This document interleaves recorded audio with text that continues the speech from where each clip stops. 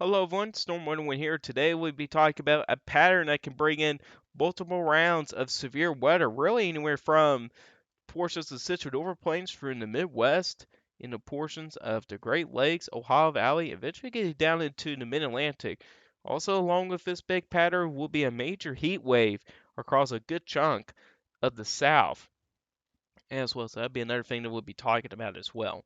Before we get started in this video, if you guys like weather-related content, you can subscribe to my channel. We do stuff here all the time on this channel. Plus, we could have a couple more updates on the set here over the next day or two, so definitely stay tuned for more updates as well. So we're going to start with the watch warning advisory display. Eastern United States, we're pretty much dead quiet here in the eastern U.S. But if you get towards the western U.S., there's a little bit more activity out there. Now, when you get to those orange boxes, especially that covers the majority of Texas and Oklahoma, that's a heat advisory. It's going to be hot down there over the next several days, and that heat is going to expand eastward over the next several days, and even a little bit north too. So you got a lot of heat that's going to be expanding farther to the east as the days kind of go on. There's also some fire weather issues across portions of the four quarter states in the desert southwest. And you also still have some heat issues down there too. There's also some flooding issues for portions of the northwest as well, the northern Rockies in particular. In the tropics, nothing gonna be going on. And I honestly really don't see much of anything happening really over the next week or so.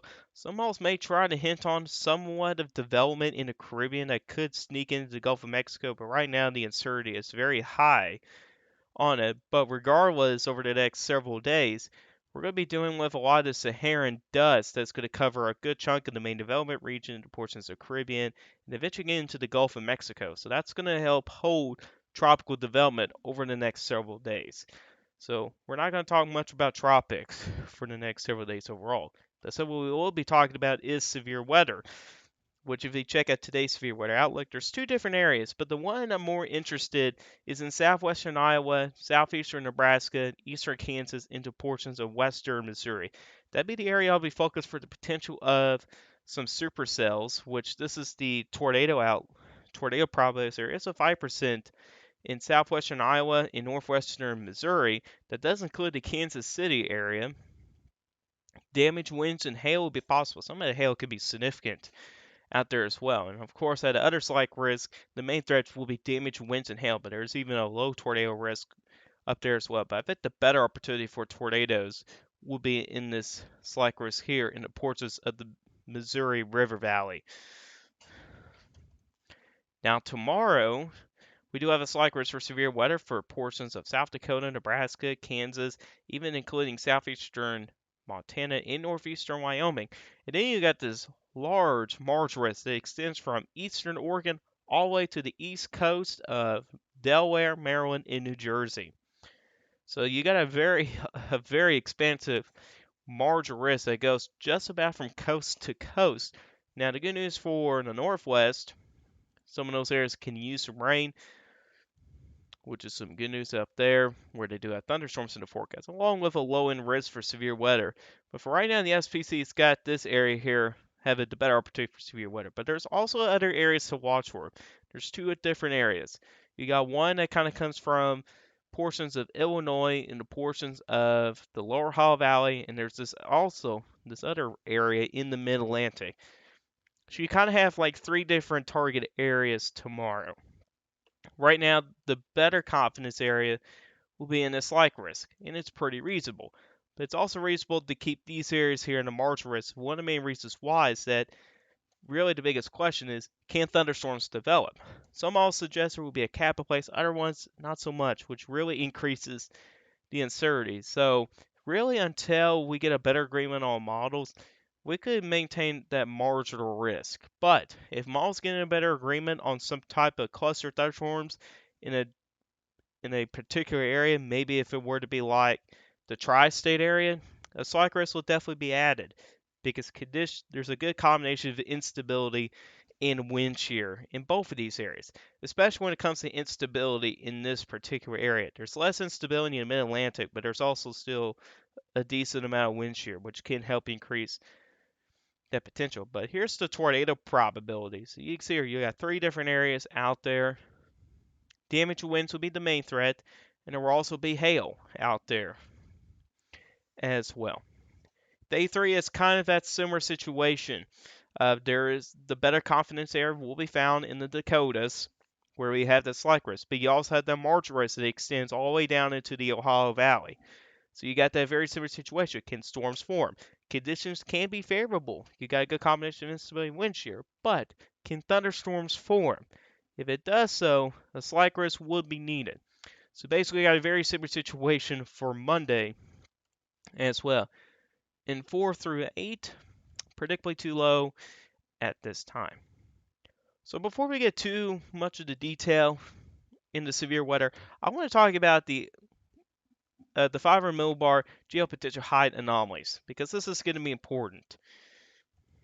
And this is also going to be part of the reason why we're going to have this big heat wave. So going all the way into Monday, we're going to have this big ridge that develops over the Tennessee Valley. You got a big trough that moves into the northwest. This will lead to some severe weather across portions of the central and northern plains, but across parts of the Midwest, Great Lakes, into the Mid-Atlantic, you're on a northwest flow aloft. And what that is that the winds, the upper levels, are coming from the northwest. Typically, with these setups here in the summertime, you can get clusters of thunderstorms, and there could be multiple of them as well. Sometimes some of these cluster thunderstorms can be derecho events. I've seen on Twitter over the past couple of days mentioning about analogs with this setup here. There are some similarities to June of 2012. What happened in 2012? Excuse me. Well, we had a big derecho event that occurred from portions of Wisconsin, Illinois, and went through portions of Indiana, Ohio, Michigan, Kentucky, eventually getting into the Mid-Atlantic. I had to get a drink there. But anyway, this kind of tells you that conditions can be favorable for derechos. It can be. But we do not necessarily know what could happen and how intense could it be. I mean, that's some of the questions we cannot really answer at the moment. But conditions can be favorable for these big derecho events. And that's something that we're a little bit more concerned about. Well, the worst case scenario would have been that you get a long-lived derecho that could cause widespread significant wind damage that could cross multiple states here. Like one could potentially form up in the Midwest and roll through all the way through all these states here, eventually getting to the East Coast. What I also found interesting is that some people mentioned on Twitter, some meteorologists mentioned that sometimes when you get these mesoconvective systems or MCSs that go along this northwest slope, if they can make it, excuse me, off the East Coast, sometimes they can form into tropical systems.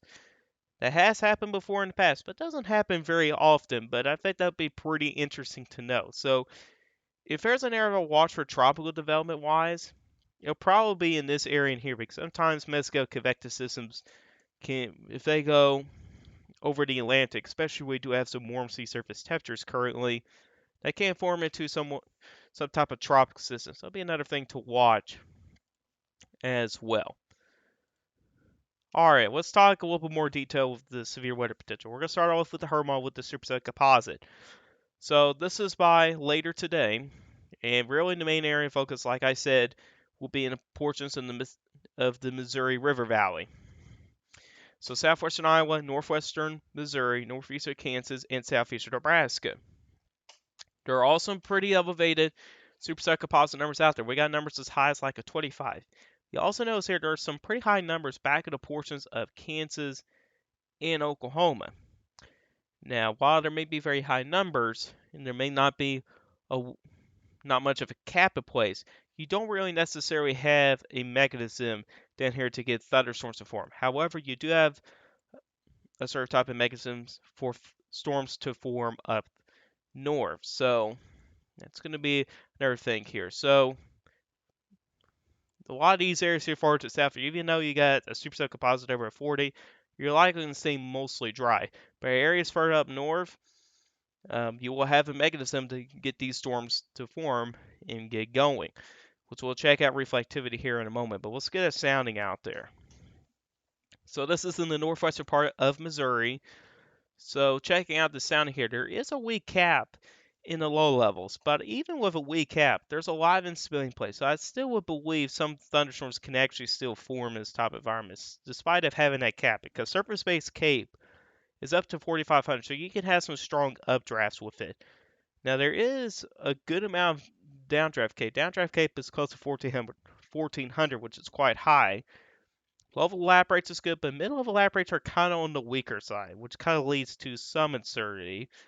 But even with that, check out these wind shear values. Now in the low levels, it's on the kind of on the weaker side, but if you go in the upper levels, it's much stronger. So you can get some organized cells, and some of these can be supercells as well, especially given by the favorable photographs out there as well. So given by the sounding here, conditions can be favorable for damaging winds, large hail, some of it could be significant, and tornadoes. There may be a low end chance for a strong tornado, but there's lower confidence of that because of the in the lower levels, wind shear is on the weaker side of the lower levels, which kind of decreases confidence on strong tornado potential. But we'll see um, what happens out there. But let's try to and check out reflectivity from a HER model real quick here.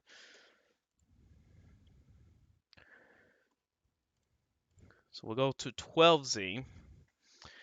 You'll see here where these thunderstorms really begin to form here. Some of these can be supercells as well. And those will be the ones to really pay attention to, especially when it comes to tornadoes and hail. Now, when these all cluster up, that's where you're going to get that damage and wind risk out there. So that'll be another thing to watch for. So if anybody does live in the Kansas City area, definitely need to keep on severe weather later today, because you do have a pretty decent shot of seeing some severe weather later today. And really the main threats for your area will be damage winds. But there's also the possibility for a large hail and even for a quick spin up tornado or two. So that'd be another thing to watch for as well. Now as we kind of get into Sunday, where we have a lot of uncertainty, you notice here, like I was talking about earlier, where can thunderstorms form? You notice here there's a lot of thunderstorms earlier in the day, but a lot of these kind of dissipate out there as well, and they really don't do a whole lot out there. But this is also something else I'll be keeping an eye on, is this little cluster here in the morning, because there's a possibility that may continue on throughout the day. And if it is able to stay organized and it can form like a cold pool behind the cluster, if it could form a cold pool and if it could be more organized, we could see the potential for a organized mesoconvective system that can move from central Illinois into portions of Indiana, Ohio, even into Kentucky as well. So that'd be something else to watch for as well. Which, if we do check out the conditions out there, going back to pitiful weather to check out the superset composite, you can see here once again very high superset composite values later tonight over Oklahoma, but there's not really a lift mechanism out there, so you're not going to expect to see much way of shower thunderstorm development.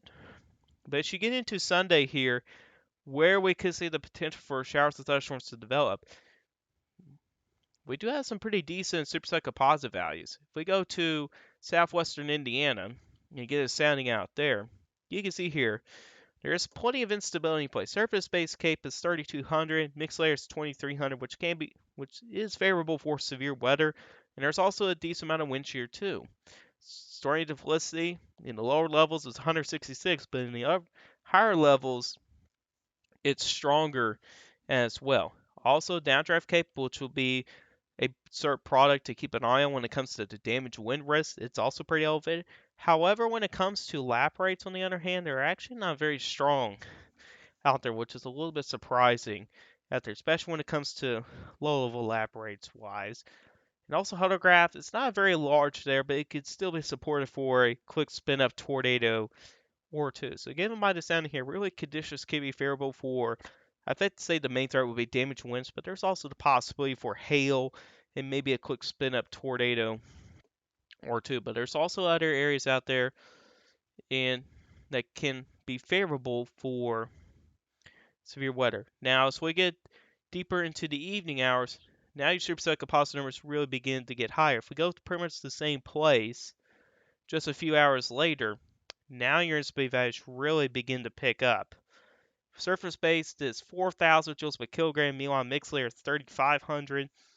There could be some type of capping issue in the low levels. We'll have to wait and see. Some models suggest a cap, other models not so much. So there's some absurdity with that. Good news is that wind shear does get a little bit weaker out there, and also downdraft cape is also a little bit lower. But also middle of lap rates do pick back up as well, and holograph doesn't really support much of anything. So if the sounding were to be correct, damage winds will probably be the primary threat. There can also be some hail out there as well. So we do have to keep an eye on Sunday as well and see how things kind of trend. Now, excuse me, if I were to take a look into the high-res NAM, which typically handles instability better than Hermal. Hermal does have a tendency to underestimate. So let's check out the high-res NAM. And here's for later today. You can see here, there's a lot of instability out there. Some places can get close to 6,000 later today. So it's a lot of instability. But how about getting into Sunday? So about peak time heating. Look, all this instability is out here. Across Missouri, you got instability values that are up to 6,000 joules per kilogram.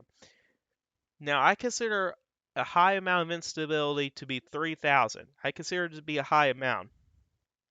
4,000 plus would be a very high amount of instability. 5,000 plus I consider to be an extreme amount of instability, especially when it gets up to 6,000. So there's a lot of instability out there. Now, good news is for where some of the highest instability values are, there's not really a lift mechanism for thunderstorms to form, which is good news. There's also weaker wind shear. But really the area to focus on is typically closer to the front here.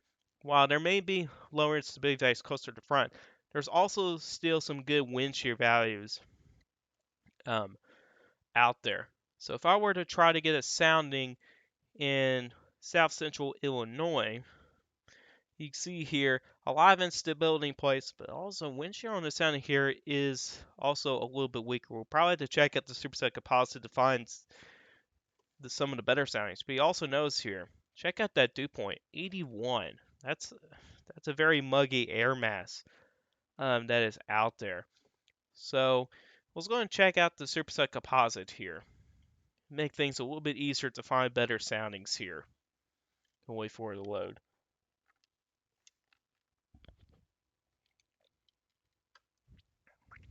All right, so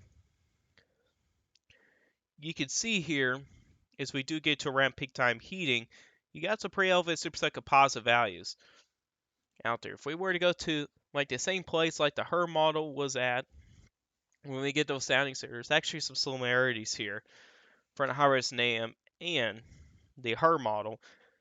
I think really the only bigger difference here is that the wind shear values are a little bit stronger with the high-res NAM.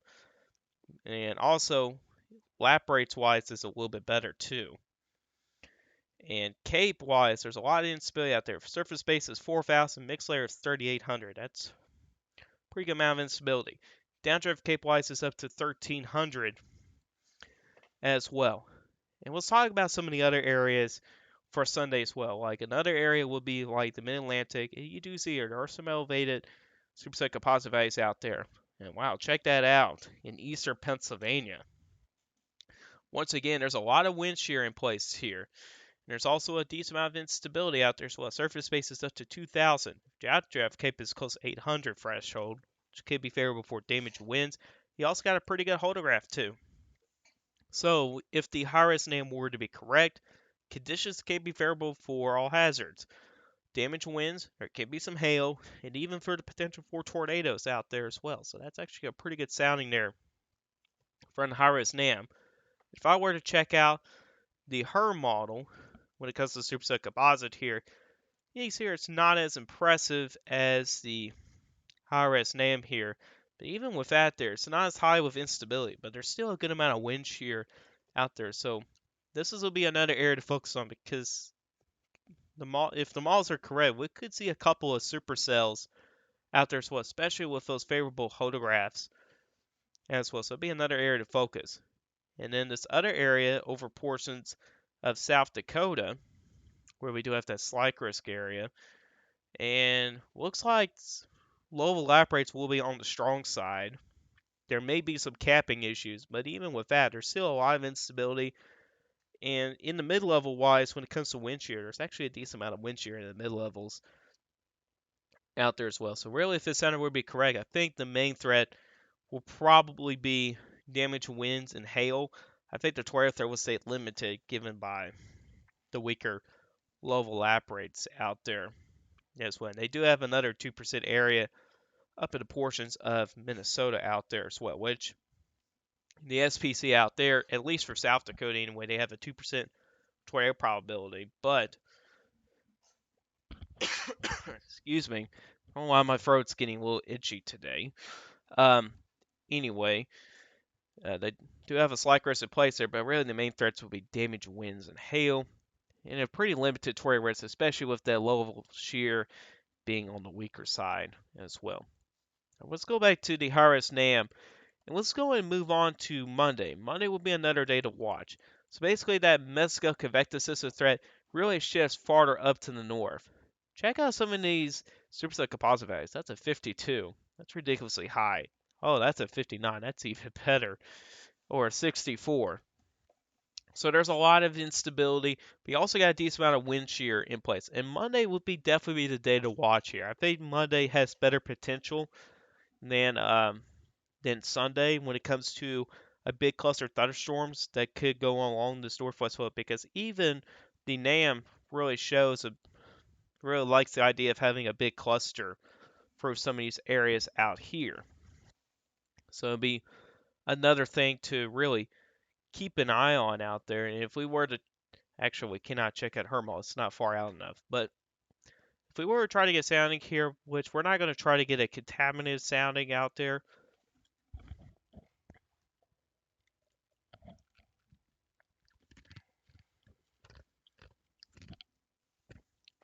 check out the sounding here. And now, luckily with this sounding here, there is some capping issue out there, which is some good news. There's a lot of dry air in the mid levels too. However, if you check out some of the other dynamics like wind shear, there's a ridiculous amount of wind shear on the sounding here. I think that's going to be an overkill with the wind shear. But really, if when it comes to instability, I think it's going to be accurate with the instability, but wind shear wise, that's going to be too high for my taste. But you got a pretty ridiculous holograph, and really about everything else is here for severe weather out there as well. But it all depends on if a cluster thunderstorms can form in that type of environment. That's what the bigger question is, because if they can, and if they can say organize, you could be talking about a significant event. And once again, it's a pretty large area. You're stretching from the east coast of the mid-Atlantic all the way up into portions in the Midwest. You've got a very large area to watch for that potential for some severe weather out there as well. If we were to go back to surface-based Cape and check out some of those values there on Monday, which we'll wait for that to load once again.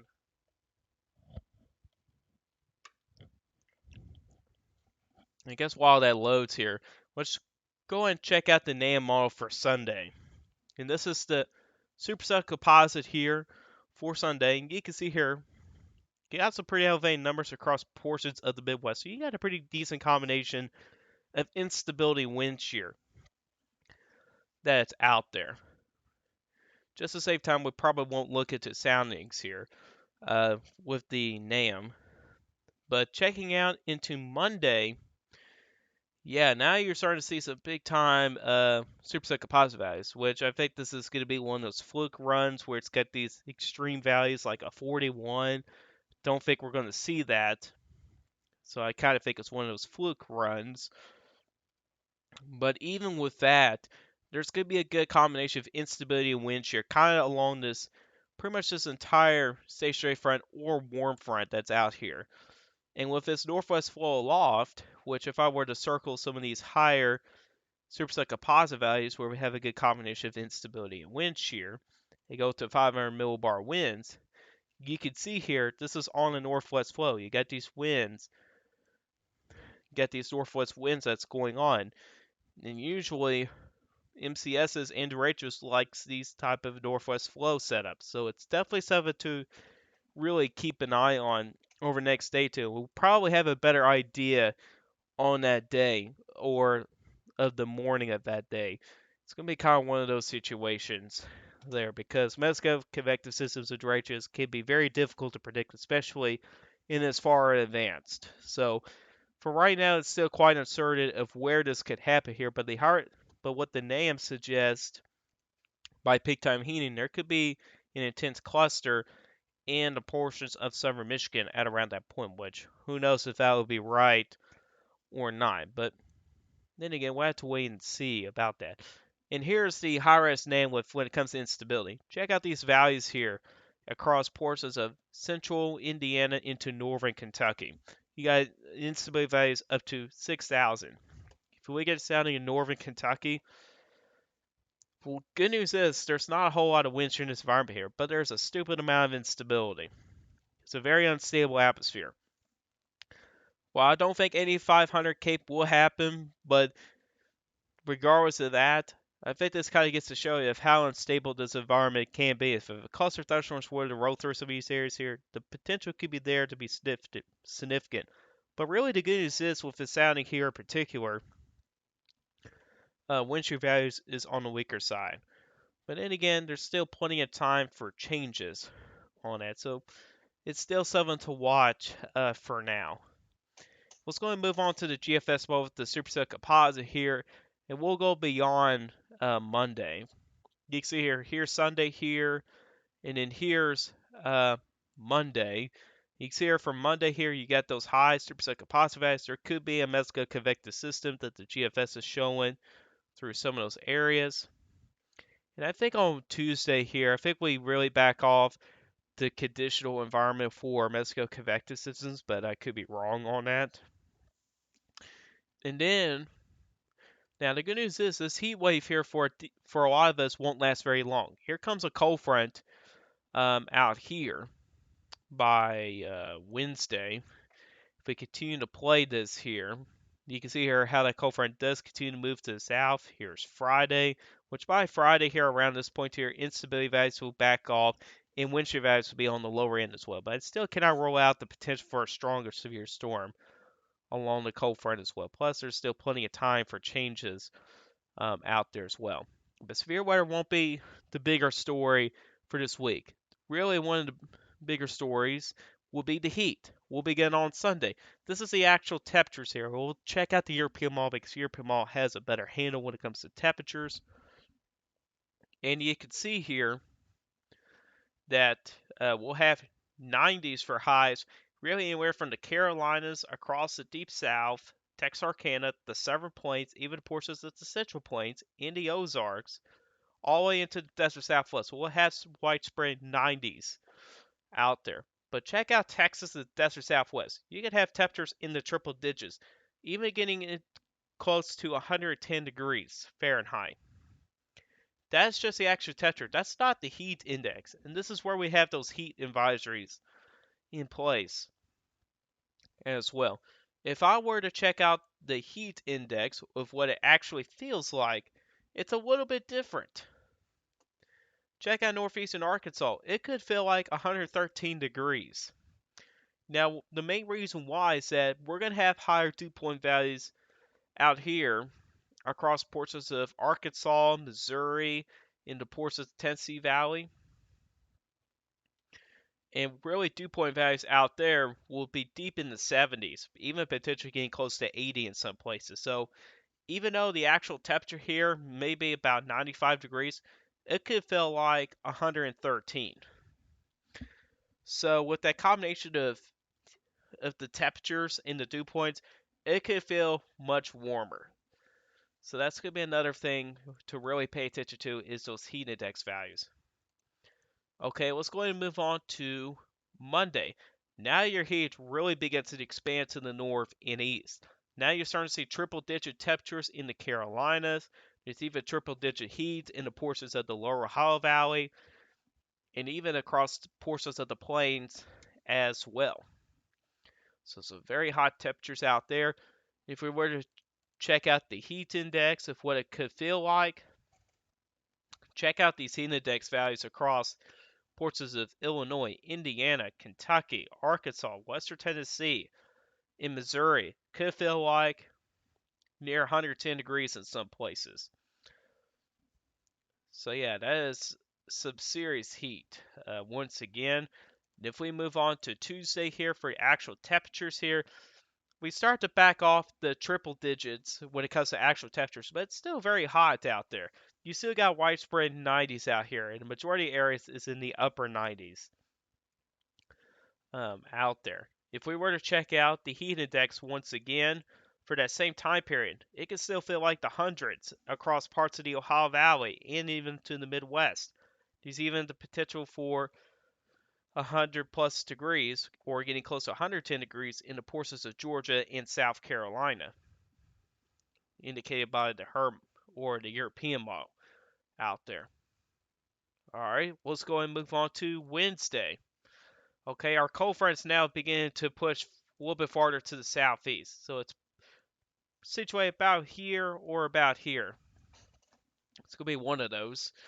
Um, so behind us, right, we are beginning to see cooler air beginning to approach, and it's moving farther to the southeast. This is where we're going to see that little pattern change show up. But we still have widespread heat across portions of the central and eastern U.S. If we were to check out the heat index for Wednesday, you can see here, at least we're not seeing as much way of widespread 100 to 110 degrees. It's like the previous day. So really the hottest days is looking to be like Monday and Tuesday for a lot of places. But still, once again, it'll still be very hot out there.